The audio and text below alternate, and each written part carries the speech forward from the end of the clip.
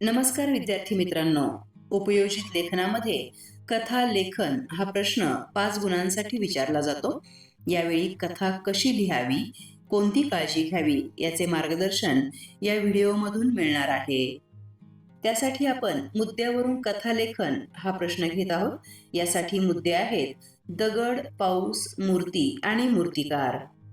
कथेला सुरुवात करण्यापूर्वी आपल्या डोक्यामध्ये पूर्ण कथा तयार झालेली असली पाहिजे आणि कथेला नाव काय द्यावे याचाही विचार झालेला असला पाहिजे. इथे पहा, कथा सुरू होण्यापूर्वी कथेला जीर्णोद्धार असे नाव देण्यात आले आहे आणि त्यानंतर खाली कथा लिहिण्यात आलेली आहे.